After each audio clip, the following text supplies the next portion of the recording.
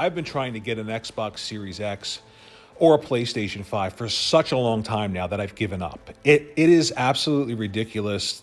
The aftermarket sellers, $2,000, $1,500 for a PlayStation 5, $800 to $900 for an Xbox Series X. And I really wanted to jump into this generation to experience some things like quick resume, to experience speeds of SSDs, the new SSDs, and to experience some games like the Medium. I'm interested in that game. I like Blooper Team, and I enjoyed Blair Witch, and I really want to play that game. I want to see Watch Dogs Legion with that ray tracing enabled. I watched a video of them playing it on the Xbox Series X and the Xbox Series S, and I couldn't believe how great it looked. And it's much easier to find an Xbox Series S, so I did purchase an Xbox Series S. I am waiting for it to come, and I am very excited about experiencing some of these new generation things. Now, I know some of you will say, why did you buy an Xbox Series S? I mean, it's the least powerful console. It's going to hold back all this stuff. And look, I don't know anything about that. I watched a podcast recently where a developer was asked if it would hold back. And he said, definitely not. It's just an excuse and it won't hold back. So I don't know. But listen, I purchased an Xbox One X 3 years ago, and the marketing was power, teraflops, the most power, the same marketing for the Xbox Series X right now. Now, I spent $500 for that Xbox One X, and 3 years later, it's a discontinued console. So one of the things that was, weighing on my mind was, do I really want to give Microsoft and Xbox another $500 for another world's most powerful console, the same marketing that I got 3 years ago?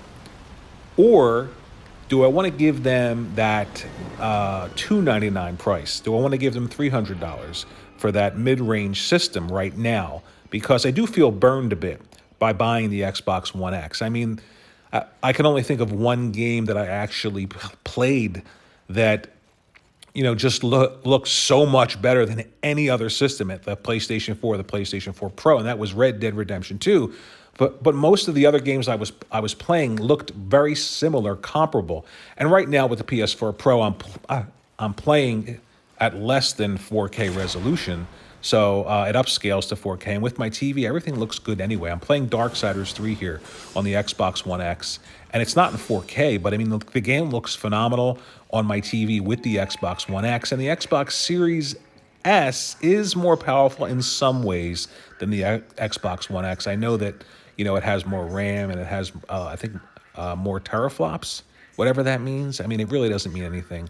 The RAM means something, but with the new CPU and more importantly, that upgraded GPU in the Xbox Series S, which is much better than the Xbox One X, why not spend $300 instead of $500? Again, because like I said, that Xbox One X marketing, I'm hearing it all over again for the Xbox Series X, and I'm like, you got to prove it to me first. I'm not going to give you $500 again. Prove it to me. So in the meantime, I could experience these things with the Xbox Series S and play the games that I want to play, see some of these next generation features like ray tracing, the speed of the SSD, stuff like that.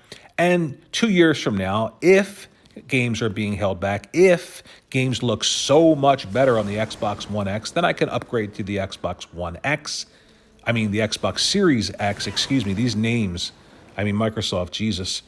I could upgrade to the Xbox Series X when they prove it to me. I don't have to jump in the way that I did with the Xbox One X. So I am waiting for the Xbox Series S to come.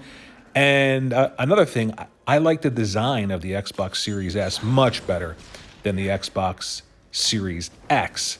That's not to say that I don't like the Series X, but when I saw it in person, the Series X and the Series S, I instantly just liked the Series S much better. I was sort of pulled to it. I like the design.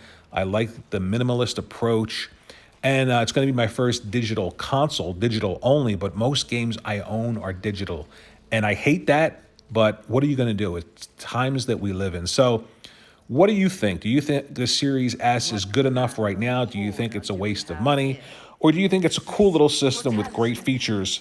Let me know what you think in the comments section below, and thanks for watching.